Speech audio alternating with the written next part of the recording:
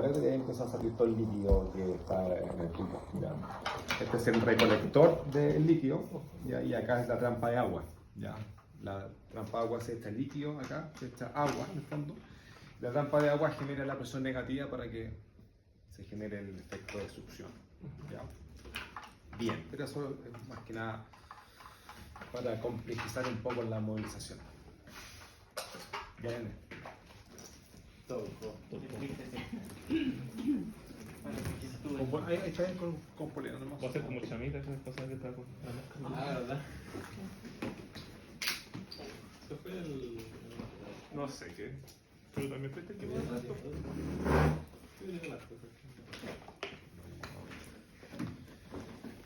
transformar en un paciente crítico.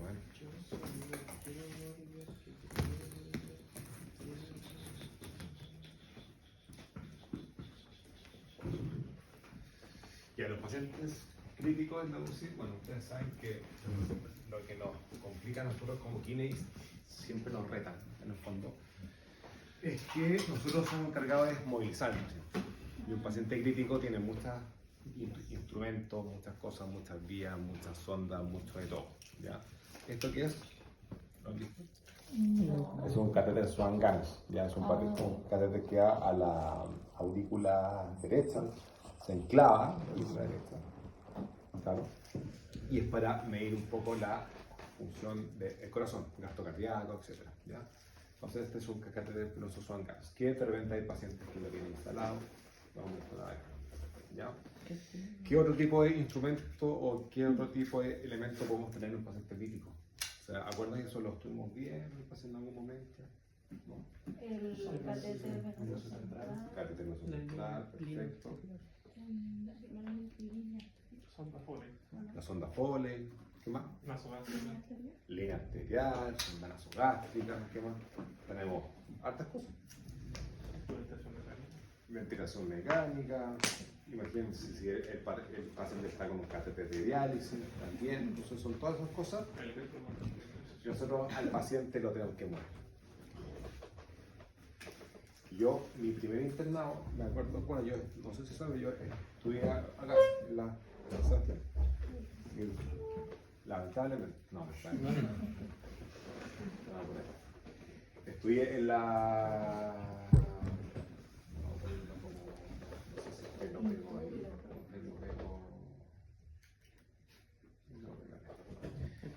Estudié en la San Sebastián, mi primer internado fue UCI, el regional, el hospital regional, donde trabajo actualmente. Y el primer día que me tocó UCI, el primer día que me tocó UCI, la Kine, que era mi guía, que hacía clase acá, que era muy buena, la profe Tania Contreras, hasta el día de hoy, me dejó con el paciente solo. Y dije, ya, dijo, a las 5 yo quiero que ese paciente esté sentado cuando vuelva. Y antes la UCI era una sala que estaba separada por unas cortinas, ahora es mucho más bonito. Entonces me cerró las cortinas, ¡pum! El paciente estaba entubado, despierto, y me decía así como, yo no entiendo nada, lleno de vida y todo.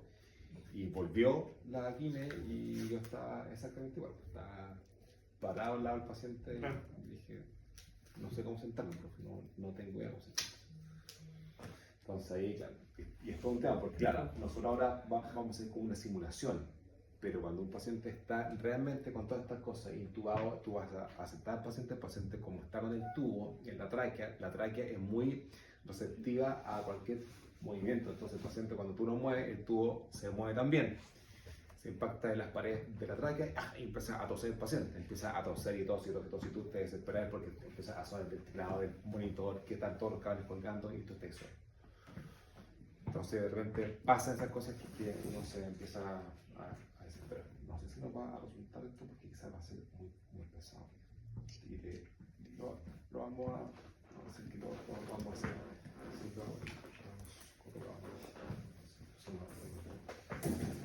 Entonces, de repente pasa que los pacientes pueden, la idea en el fondo, en resumen, es que hay que asegurar mucho el ambiente. ¿Ya? Y hasta el día de hoy yo de repente llamo a algún colega para que me ayude a sentar a un paciente. obvio, que tú tienes algún colega que te pueda ayudar a sentar a un paciente porque está con mucha instrumentalización, vale. No se hagan los Superman por sentar a un paciente solo. De repente pasa que, y me ha pasado que he sacado líneas arteriales sin querer, y sale como está en la arteria, las arterias bombean. Y una poza de sangre.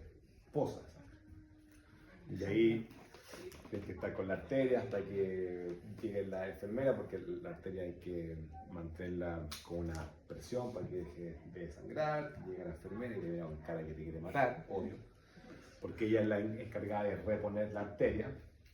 Y llega el auxiliar con cara de que te quiere matar, pues tiene que limpiar toda la sangre que está en el piso. Y llega el médico que tiene que indicar casi que una transfusión de glóbulos rojos por toda la sangre que se te cayó. Entonces, de repente, esas cosas pasan. No tienen que pasar, obviamente que no tienen que pasar. Ya. La otra vez también, pues, estábamos en un paciente en la UCI igual, paciente COVID, estaba empezando a despertar, y uno de los objetivos de la movilización, ¿cuál es? Empezando a hablar de movilización. Cuando el paciente está en winning. Sé que no saben. Uno de los objetivos también de la movilización y las transferencias altas, transferencias bajas, todo tipo de transferencias, es que el paciente pueda adquirir un poquito más de vigilia. Que el paciente empiece a despertar un poco más, ¿ya? Además de disminuir un poco las bombas de sedación profunda, disminuir el propofol, disminuir el fentanyl, nosotros los activamos, ¿ya? Desde el punto de vista motor. Entonces lo activamos para que nuestro paciente empiece a despertar, ¿ya? Empiece a despertar y empiece a agarrar más contacto con el medio, conciencia y todo. Yo les comentaba a un paciente UCI que despierta, intenten siempre orientarlo. Les va a tocar pasar por UCI, me imagino. No sé si a todos o a todos, todos pasan por UCI. ¿Sí? Ya, y van a pasar por el sanatorio, ¿cierto? Ya. Y lo más probable, no sé quién está de guía ahí, pero lo más probable es que en el sanatorio le hagan hacer todas estas cosas como interno, ¿ya? Quizás en algún momento la pueden hacer solo, yo creo que nunca solo, pero y nunca solo más que nada por el tema de seguridad del paciente y del equipo, ¿ya? Más que nada eso, porque de repente uno quizás puede hacer las cosas solo, sí, pero por seguridad uno prefiere pedir ayuda, ¿ya? Entonces, dentro de las estrategias que nosotros tenemos como kinesiólogos para avanzar en el winning o para beneficiar al paciente que el winning sea lo más rápido posible, está la movilización, ¿ya? Nosotros tenemos claro, ¿te puedes saber la bueno, no vas a decir en realidad. Nosotros tenemos claro que al principio cuando el paciente está en SAS 1, ¿qué hacemos nosotros? Movilización temprana. O movilización temprana, en realidad, movilización pasiva. ¿Ya? Y la movilización pasiva, ¿qué es? Tomar al paciente y empezar a movilización pasiva, ¿ya? Eso cuando el paciente está en SAS 1, que la movilización es pasiva porque el paciente no hace absolutamente nada. Entonces tú, ¿cuál va a ser el objetivo ahí? Mantener rango articular. No vas a fortalecer nada. A no ser, ¿cómo podemos fortalecer a un paciente que está en SAS 1? Muscularmente hablando. ¿Cómo se podría fortalecer desde el punto de vista muscular? Electroestimulación. Electroestimulación, nada más que eso. O sea, los típicos TENS, pero con los parámetros para electroestimulación muscular. Ya que eso nosotros generalmente lo hacemos en los músculos grandes, como cuádriceps. ¿Ya? El cuádriceps, gastrocnemio, de repente podemos hacer también, pero generalmente el cuádriceps, el recto del cuádriceps. Esos son los electrodos. Empezamos con la sesión de media hora con ciertos parámetros que manejamos ahí nosotros, y eso podemos empezar a, más que fortalecer, yo creo que mantener trofismo, más que un fortalecimiento muscular propiamente tal, ya que no disminuya el trofismo muscular. Ahora, ¿cómo podemos evaluar la parte muscular? Aparte de estar viendo, ¿cómo la podemos evaluar? Por ejemplo, un paciente que llega a UCI, SAS 1, ventilación mecánica, ¿cómo yo puedo evaluar cómo está mi cuádriceps? Perímetro puede ser, MRC no, ¿por qué no? Porque tiene que estar la cooperación del paciente, tiene que estar despierto. En SAS, mi paciente está en SAS 1. Perímetro bueno porque yo puedo con una wincha poder, el día 1 mi paciente tiene un perímetro de 25 y el día 2 tiene un perímetro de 20, o el día, no sé, 8, perímetro de 20, disminuyó 5 centímetros de masa muscular, puede ser también. Lo otro que ocupamos nosotros es la ecografía. Ya la ecografía, que se está ocupando mucho el músculo esquelético, la ocupamos nosotros también en UCI. Y la ecografía la ocupamos para el muscular, y para el pulmón y para el diafragma. ¿Ya? Eso lo estamos ocupando ahora nosotros bastante. Entonces, la ecografía podemos ver cómo está la calidad del músculo. ¿Ya? El músculo que está en reposo empieza a perder su calidad. Se pone un músculo mucho, o sea, se pone un músculo menos, o con, ¿cómo se llama? Menos hidratado, etc. Entonces, hay una serie de características que nosotros podemos ver con la ecografía. Y aparte de eso, podemos ver el grosor muscular. Entonces, una buena evaluación inicial, ecografía, ver cómo está el músculo, y cuando el paciente despierte, medir otra vez la ecografía y ver qué es lo que cambió respecto al día 0, al día 1 que hiciste la ecografía, al día que despertó tu paciente, si es que hubo alguna debilidad muscular importante, cómo están las características musculares, etc. ¿Ya? Entonces eso puede ver. Pero mientras mi paciente está sedado, solamente es movilización de extremidades, o sea, yo tomo el brazo y ustedes van a ver a los kines que van a estar así cuando tu paciente está en SAS 1, ¿ya? Para mantener rango articular, nada más que eso, ¿ya? Y de todas las extremidades. Y, bueno, asociado a esto, electroestimulación muscular, para mantenerlo firme, nada más. Mi paciente despierta, pum, despertó. Y tú le pides al paciente MRC. O empiezas a calcular MRC cuando empieza a despertar, o cuando ya está despierto.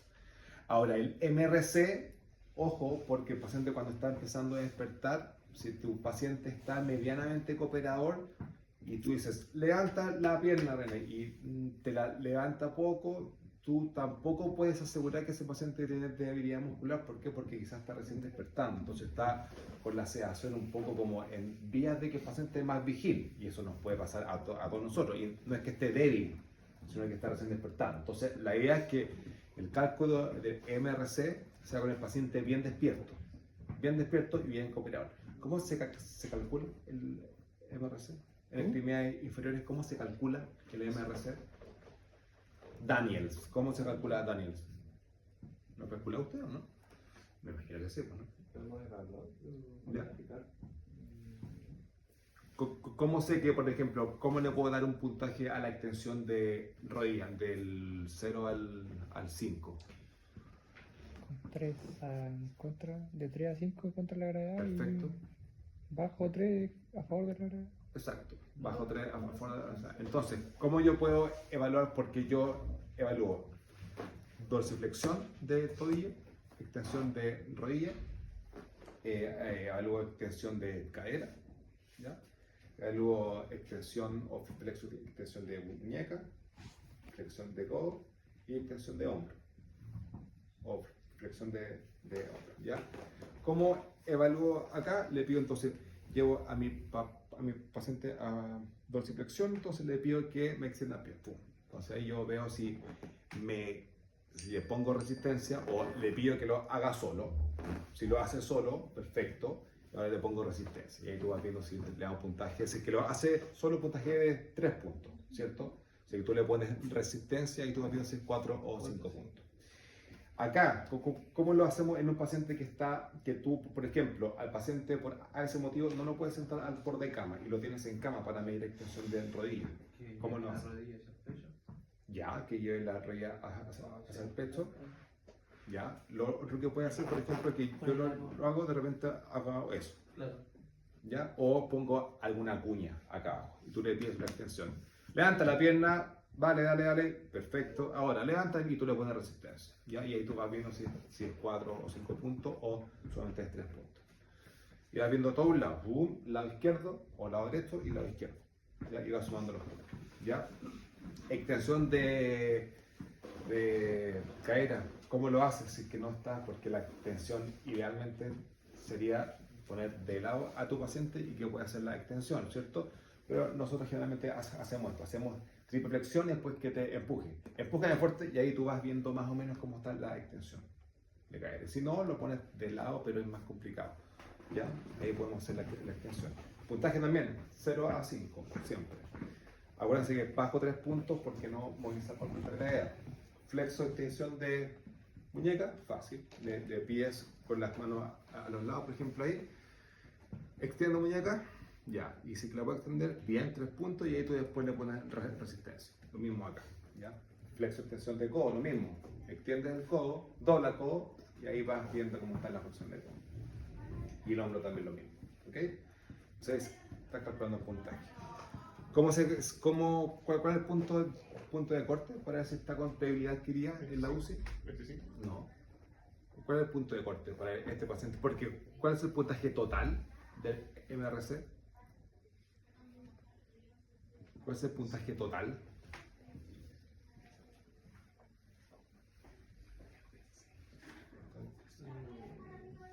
¿Cuál es el puntaje total? Lo hablamos también. 0,60. ¿Se lo va? 60. 60, perfecto.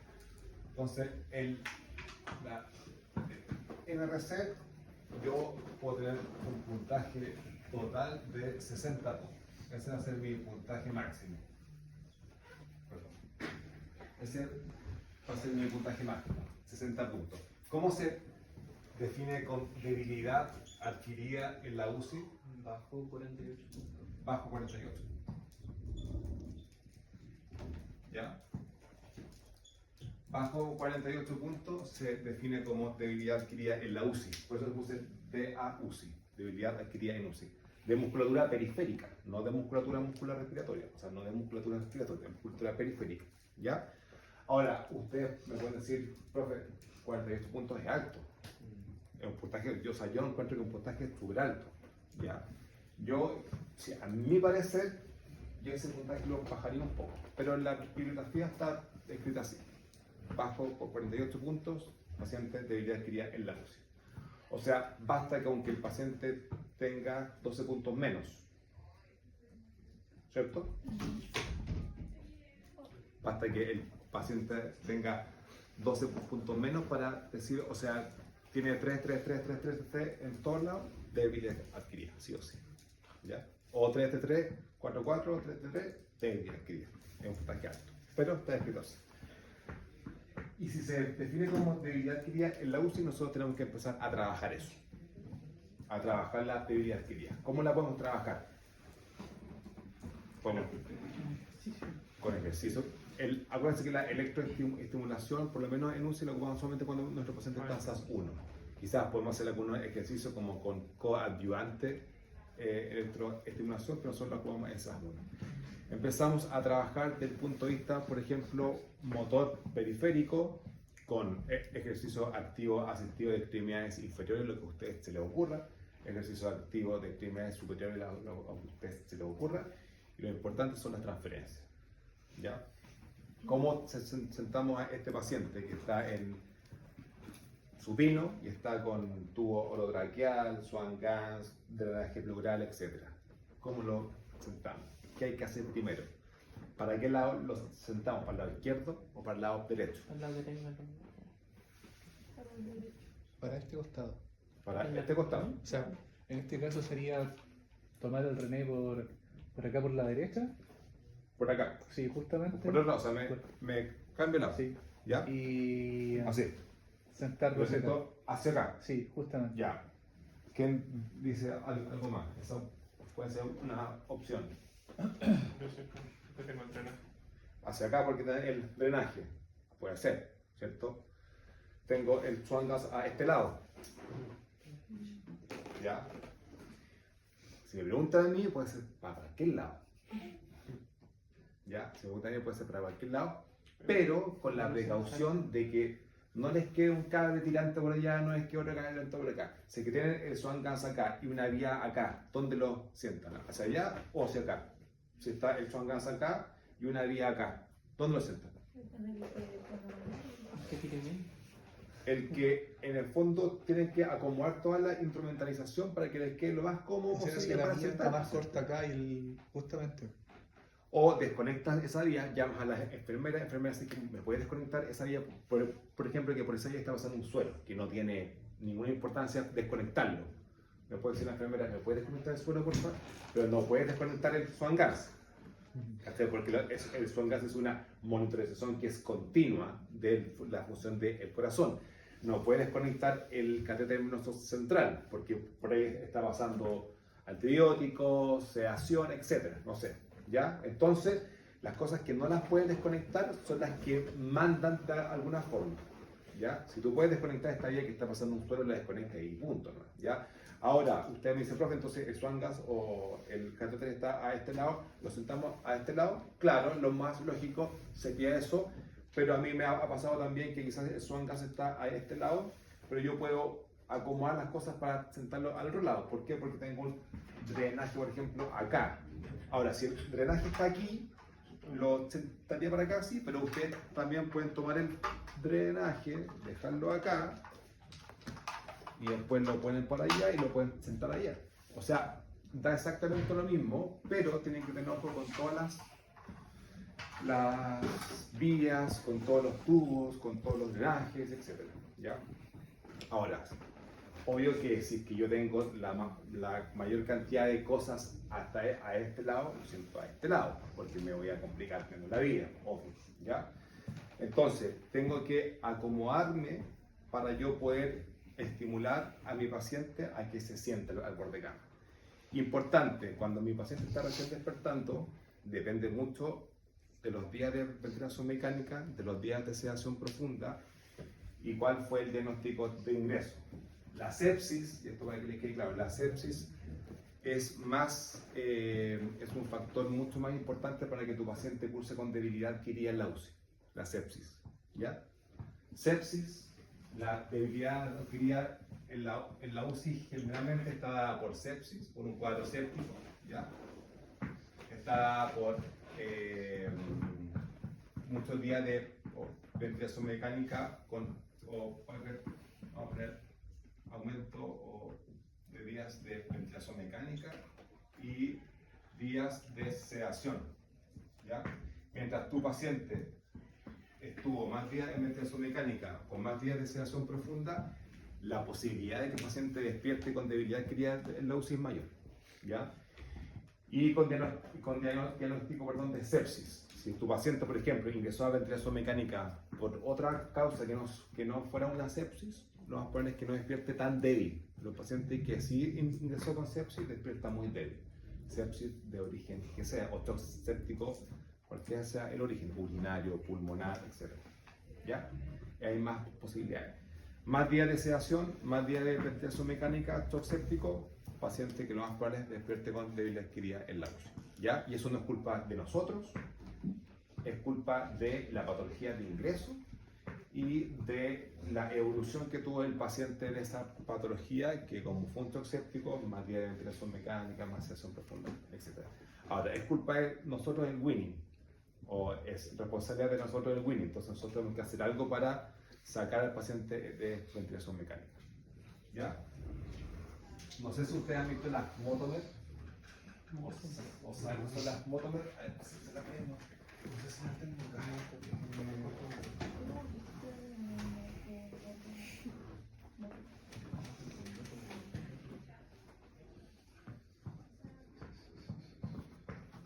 Voy a buscar acá porque...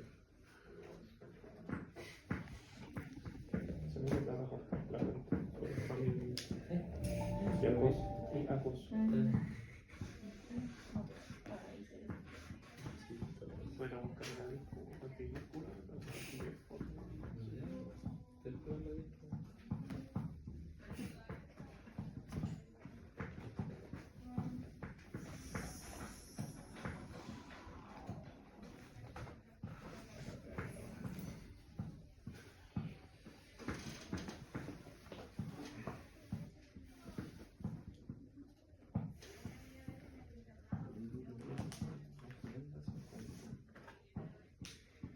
La Motomer es...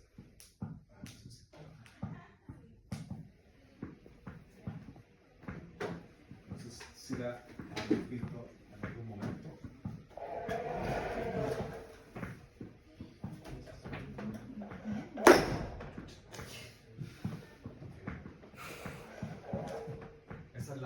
famosa moto. No sé si queda claro.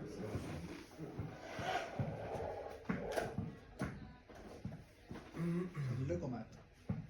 Está dentro de los mismos.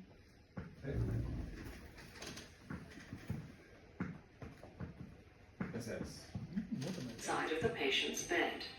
Esa es la moto.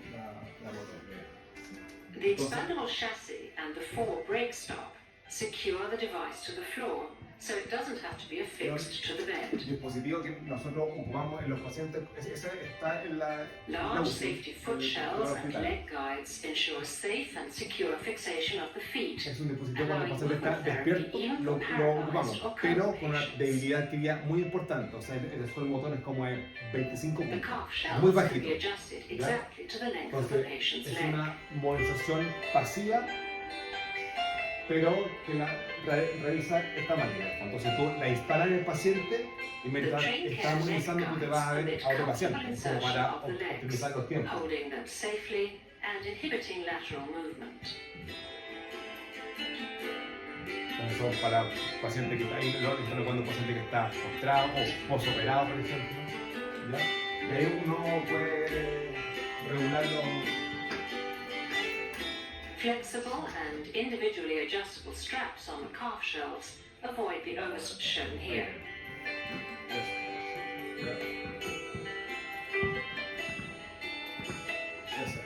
Y uno la puede ocupar para extremidades inferiores y para extremidades superiores también, ¿ya?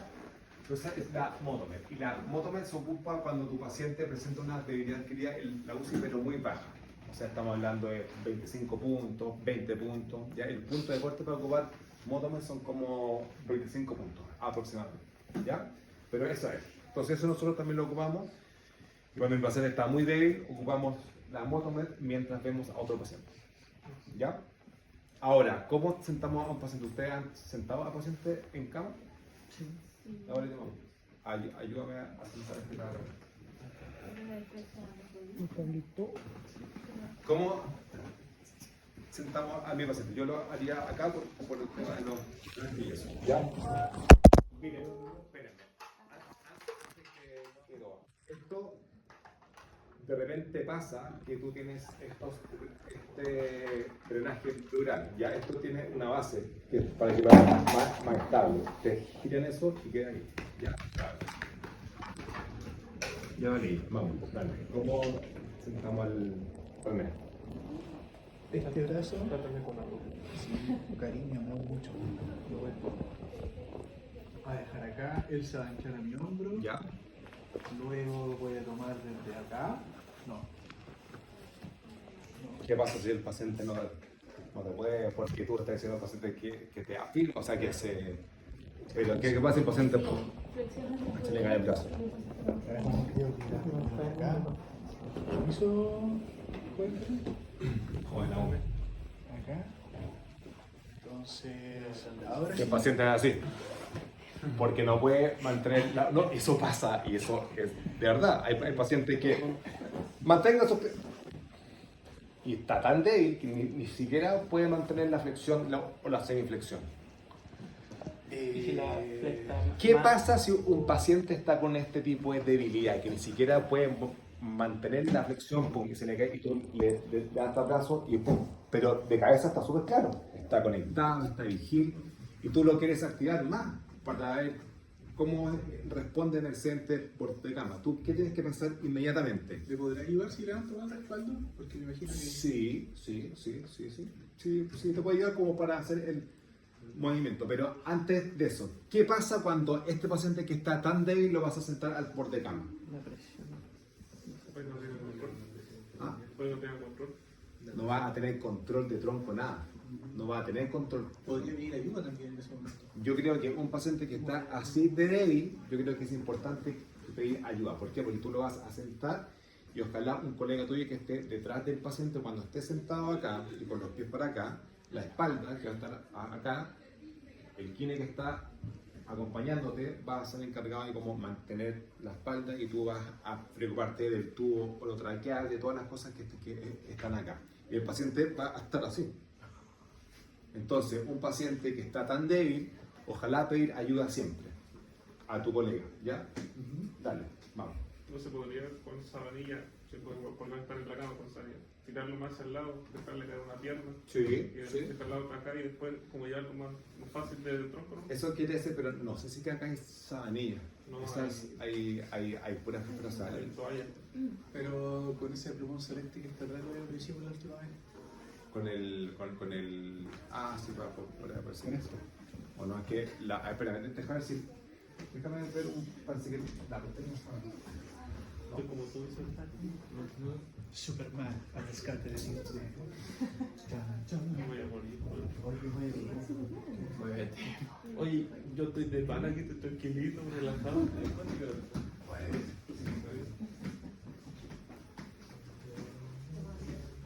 Ya, ya estoy cómodo, estoy re cómodo aquí. Ya. Gracias. Lo que se me olvidó explicarle antes de. ¿Te puedes poner para acá con eso? Para acá. Y se paró. Se paró mágicamente.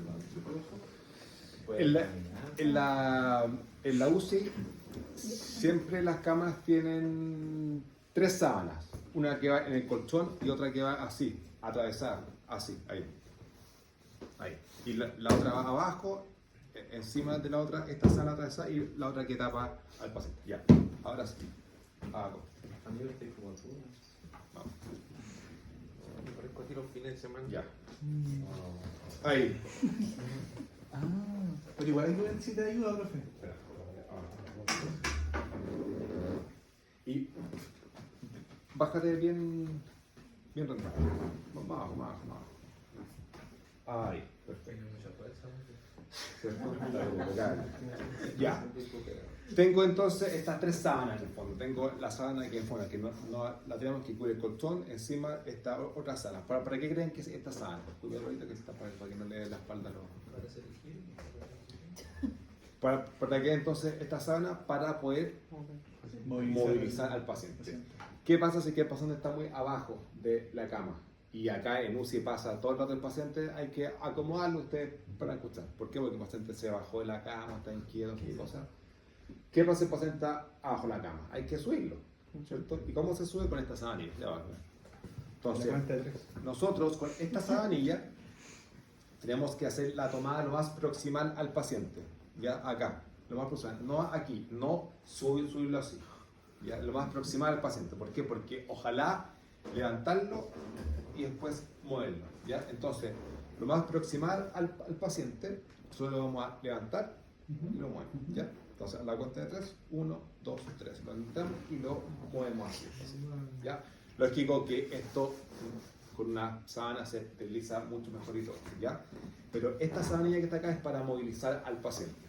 Si es que tú no quieres lateralizar, los cambios de posición en UCI deberían ser cada 2 horas. ¿Por qué se necesita cambios de posición? O sea, lateralización para izquierda, para derecha, para evitar la UCI por presión. Entonces, para lateralizar a los pacientes, lo que nosotros hacemos, por ejemplo, doblamos la pierna ahí, doblamos la pierna acá, pongamos eso ahí y entre 2 personas, porque si yo giro a mi paciente se me puede caer, lo giro y lo dejo en la espalda con una cuña. Mira, Pablo, ¿me puedes pasar una? Ese mismo, sí, ese mismo. Espectacular. Entonces, Pablo me va a ayudar acá y una cuadrada por fuerza celeste que está allá abajo. Entonces esto quizás lo podemos poner entre las piernas del tiro y Pablo va a ser el encargado de girar. Tú lo vas a girar para ella, toma, con esta sábana, hacia allá, hacia ti, dale. ¿Lo giro? Sí. ¿Qué no? Y acá lo dejas caer, dale. Y queda así, lateralizado. ¿Ya? Lógico que si es que queda muy hacia en la orilla de la cama, al paciente hay que moverlo un poco más allá antes de realizar el giro. Entonces ahí uno va viendo, ¿ya? Pero así el paciente queda lateralizado. Y acá evitamos la úlcera por presión en la zona sacra, sobre todo, ¿ya? Siempre poner algo entre las piernas para que no quede la rodilla choque ahí con óseo, el choque óseo, ¿ya? Entonces así lo podemos lateralizar. Bien, voy a sacar la cola. Entonces, antes de poder sentar a mi paciente, lo que tengo que hacer es acomodarlo. Si está muy abajo en la cama, tengo esta sabanilla que me sirve para acomodar a mi paciente. ¿Ya? Después que yo hago eso, puedo subir el respaldo. ¿Ya? Todas las camas UCI son automáticas, o sea, son todas electrónicas, entonces suben el respaldo solo. ¿Ya? Entonces, ¿hacia dónde lo sentamos? Hacia acá. Hacia Vale. la derecha. Perfecto, vamos. ¿Pero me ayudo con la sabanilla o No, ahora la sabanilla es solamente, la sabanilla se ocupa para acomodar al paciente en cama, más que para las transferencias, ¿ya? Entonces, ¿cómo movilizamos al paciente o cómo lo transferimos a hacer por de cama? Con flexión de rodillas. ¿Ya? Si que tu paciente puede mantener la rodilla flexiona, Claro, pero ningún en problema. este caso ¿Sí? imagino que el Sí, sí. paciente las puede sostener. Que el paciente está anclar su en la brazo RC izquierdo 60. mi hombro. Y ahora lo tomo despacio por acá. Y cierro los ojos nomás. Y... Cierra los Bravo. Ya. Ahora se ve.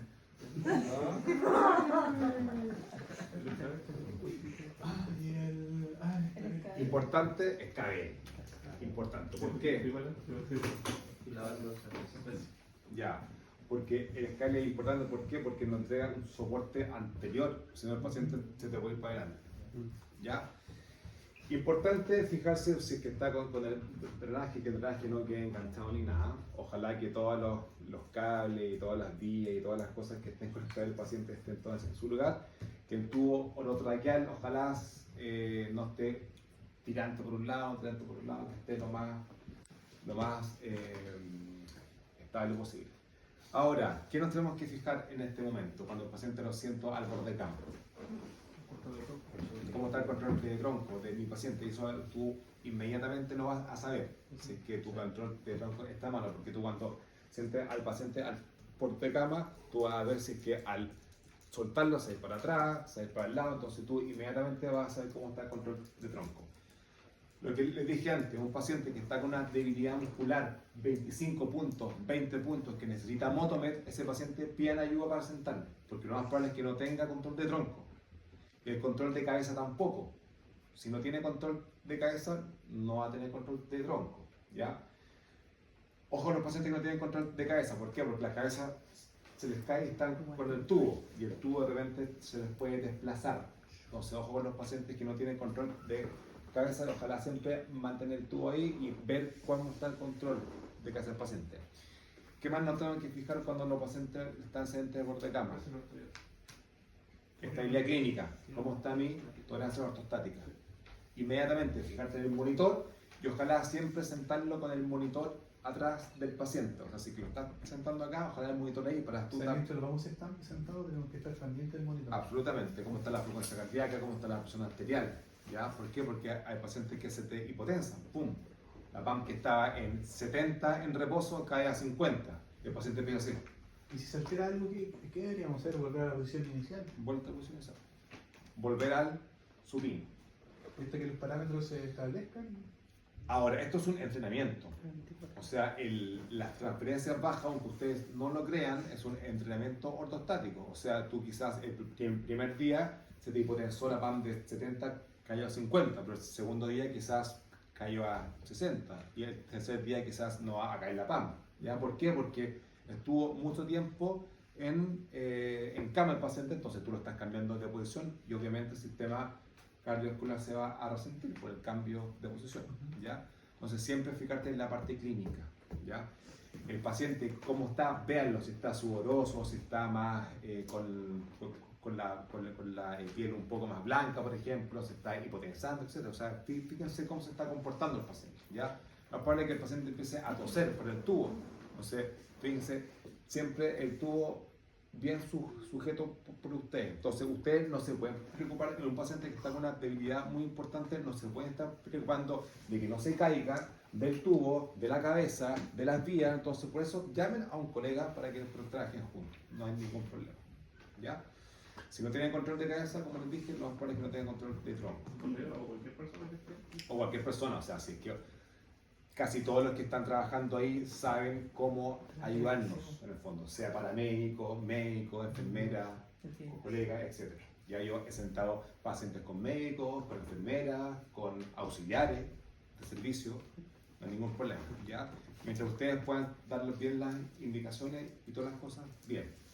¿Qué podemos trabajar en un paciente con antecedentes por de cama, que está conectado a ventilación mecánica? ¿Qué podemos trabajar? Por acá de pierna. Ya, podemos trabajar extensión de rodilla, por ejemplo, ya que está sentado, podemos hacer una movilización activa asistida, o si es que el paciente la puede hacer solo, impecable.